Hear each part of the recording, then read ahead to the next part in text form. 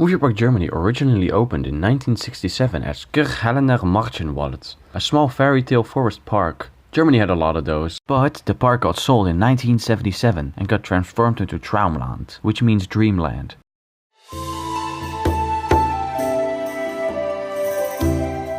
A few new rides got added in this transformation, including a Vekoma MK1200 called Superspirale, a walkthrough attraction based on a giant heart, which was actually the biggest heart in the world, and the final noteworthy addition was the biggest play tower in the world. But their signature attraction was Europe's biggest outdoor dinosaur museum, with a big collection of life-size dinosaurs. This quickly became their most popular attraction, so much so they even rethemed the entrance to fit to a dinosaur theme. The park saw a lot of new rides in the years of its operation, such as a Zero 4-man bob roller coaster, a Schwarzkopf Muncherbahn that they bought from the Beekse Berg in the Netherlands, and lots of fairground rides, and a 180-degree cinema, which was very innovative at the time. However, the park quickly went downhill, and it got in some financial problems. And in 1986, a mere 9 years after its opening, the park got sold because of a debt of 22 million German marks. The park reopened in 1986, now named Nieuwe Traumland, which translates to New Dreamland. This wasn't a success though, and the park filed for bankruptcy on the 31st of August 1991. But it didn't take long before a new owner showed up, Bavaria Film, a German film studio. Some movies that were shot in this studio include Willy Wonka and the Chocolate Factory, The Sound of Music and The Never-Ending Story. Bavaria Film already had a theme park named Bavaria Film Stad. This is actually just the studios, but guests are able to watch the original set of many films shot in the studios, including a folklore prop that was used in The Never-Ending Story.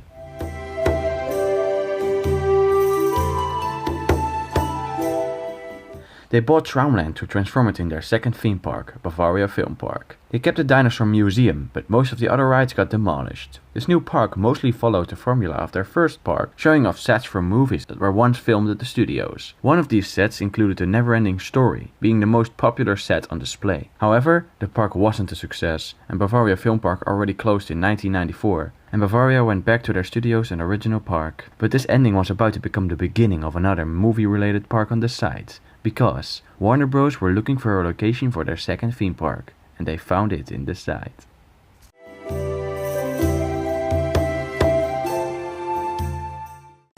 Warner Brothers Movie World. Das ist Hollywood in Germany. Hier wird Movie Magic Wirklichkeit. Hier erlebt man Nervenkitzel pur. Mehr zu sehen, mehr zu tun, mehr zu erleben. Warner Brothers Movie World. Europas einzigartiger Movie- und Entertainment-Park. In Bottrop-Kirchhellen. Warner Bros. Movie World Germany opened on 30 June 1996 and featured nothing of the original park. It was mostly modeled after Warner Bros. Movie World in Australia, which opened in 1991, but was bigger and with a completely tweaked layout. It shared some rides with its Australian predecessor, like Looney Tunes Adventure and Gremlins Invasion, which featured Alf in the German version, while the Australian version featured Beetlejuice. It also featured rides that were completely changed from their original versions, like Lethal Weapon Pursuit, the original in Australia being a Vekoma SLC, and the German version being an Intamin multi-inversion coaster with a dual track. But there was one ride completely unknown for Australian visitors. This was the Never-Ending Story ride, an Intamin Rapid themed after the Never-Ending Story.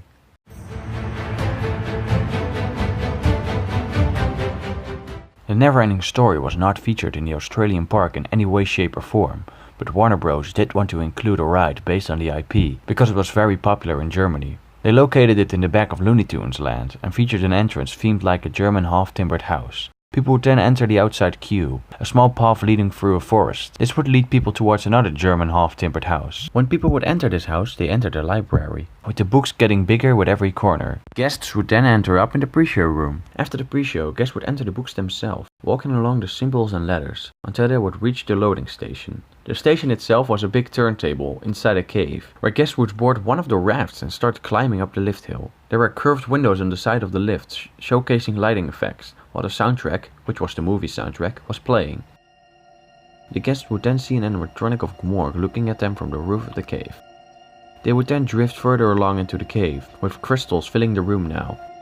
They would then exit the cave, entering a ravine, with an animatronic of the Rockbiter on the right side. The rev would then continue through the ravine, to a section filled with mushrooms and plants, a race snail racing under a large mushroom on the left. Guests would then encounter an animatronic of Morla, who would wake up from her sleep. Guests would then enter a small cave that would end up in the forest with scary looking trees. People would then encounter an animatronic of a race snail, laying down on a rock in the river, with an animatronic of Faulkner on the other side in a small cave. Faulkner would tell the guests to use their imagination. Guests would then end up in a cave shaped like the mouth of a monster, with the inside looking like a ribcage. Another Gamorrean animatronic waited for guests at the end of the ribcage tunnel, with the Aryan on the other side of him, hissing at guests. Guests would then enter the finale, the Prism Tower. The guests would then encounter an animatronic of the childlike Empress, thanking them, before they ended up in the station.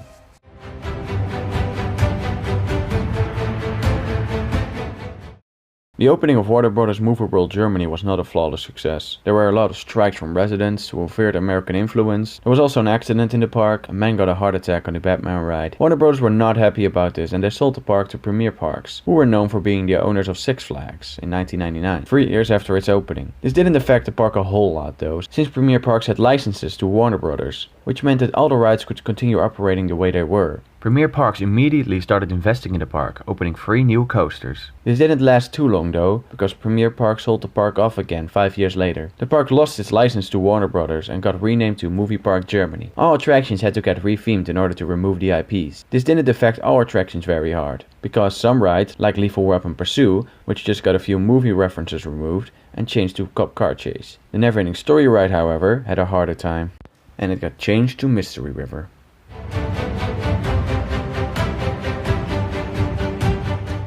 It got changed into Mystery River, which was a very rushed retheme.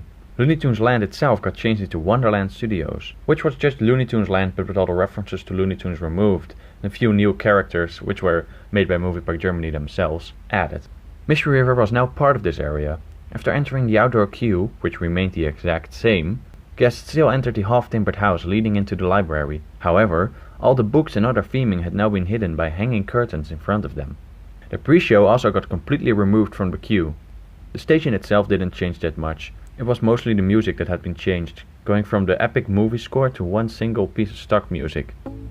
The lift hill remained mostly the same, but when guests would reach the top, the first big change would be visible. The old Gamorrean animatronic was still present, but he was completely altered in order to become unrecognizable. Once guests left the crystal-filled cave, they would enter the ravine, where the animatronic of the rock rider was turned to a static figure, and also completely altered in order to not be recognizable. Guests would then continue their way into the mushroom forest, where the race snail racing under the mushroom has been replaced by 2 gnomes running under the mushroom instead, and a unicorn was added on the other side of them. People would then come to a cave that was actually the shell of Morla. Her head just got removed and her shell was now used as a cave. A static figure of a witch now resided here. After going through the short cave, guests would end up in the scary forest, where a static wizard figure was added. Guests would then encounter the same animatronic of the race snail that was there before, but turned off now, being completely static. The folklore animatronic on the other side got completely scrapped. A static red dragon with tiny white wings on his ears now resided here. However, they did not remove folklore's lines. He would still tell the guests to use their imagination. They did distort it a lot though, making it really hard to understand.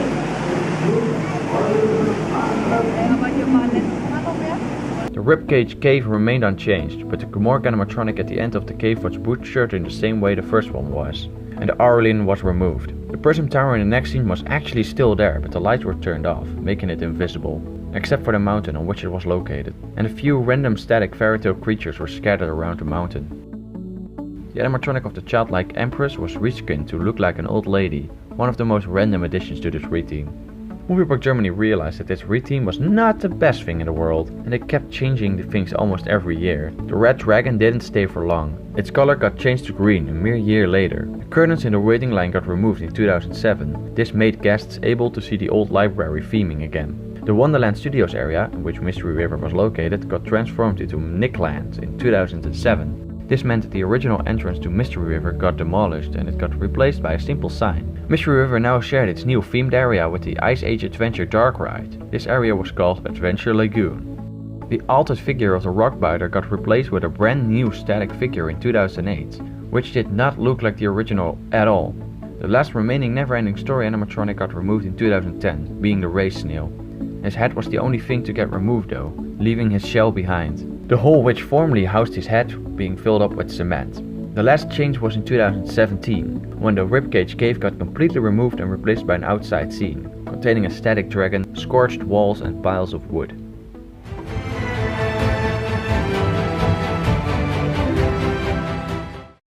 On January 25, 2018, Movie Park Germany officially announced that Mystery River would undergo an extensive refurbishment to become Excalibur, Secrets of the Dark Forest. It would feature a new story, new theming and a completely new soundtrack, composed by the German company Score. Excalibur officially opened on the 4th of May 2018.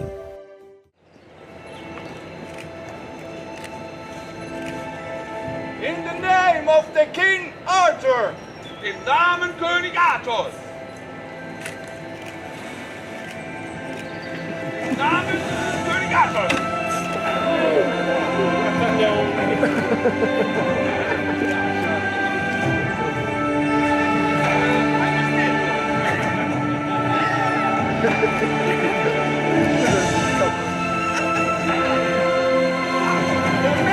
Was hat er gemacht? Schild verzaubert! Ja, der böse Zauber des Zaubers Merlin scheinbar. Rest des Schilds. Ich glaube, wir machen das neu. Yeah, that opening didn't really go as planned. At all. When guests would enter the outside queue, no big changes could be seen from here, but that would soon change once guests entered the familiar half-timbered house.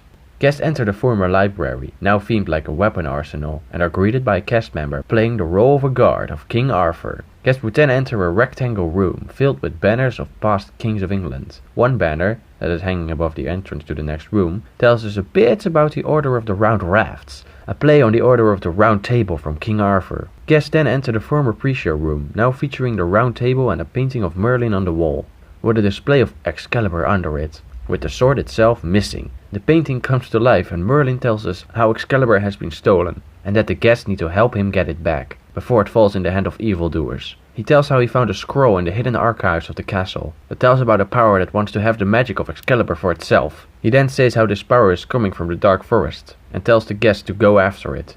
Next to Merlin is a painting of King Arthur, which has been destroyed. Under it is a destroyed bookcase, revealing a secret passageway. Guests enter the passageway, which leads them to the station of the ride. The station looks almost identical to how it looks previously, except that it now features all kinds of potion and brewing supplies on the walls. After boarding a raft, guests would go up the lift hill, where the curved windows have been replaced by 4 screens, which show Merlin talking to the guests one final time. Once on top of the lift hill, guests enter the small cavern previously occupied by the reskinned Gmork animatronic, which has been completely removed. The raft slowly drifts into the crystal cave. A projection has been added to this cave, projecting wavy lights. The raft then enters the ravine, where the rock figure has been altered again, now to appear more evil. A sound effect and a water rocket is added as well. Next up was the mushroom forest, where the big mushroom is now changed into a tree, and the dancing gnomes have been completely removed. Forest animals are now standing next to the water, watching guests. A few water effects have also been added to this part of the ride. The witch in the small caravan got replaced by a unicorn. The raft makes its way through a tunnel, and ends up in the dark forest, which reuses the scary trees from the Never-Ending Story ride. Cobwebs and fallen knights have been added to this section,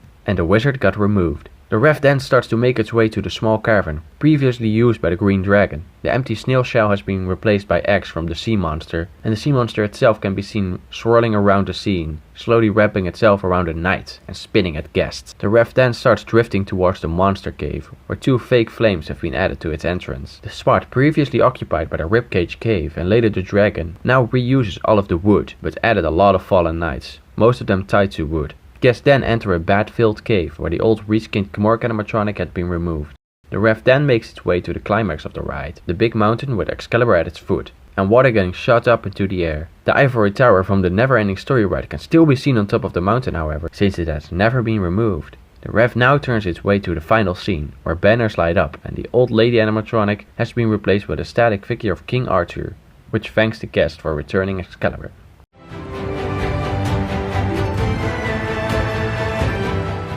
While Excalibur is the only version of the ride I actually experienced, I did almost experience Mystery River, but I was a bit too late, so it was already closed. But I can tell that it's a huge upgrade from Mystery River, despite having no animatronics anymore.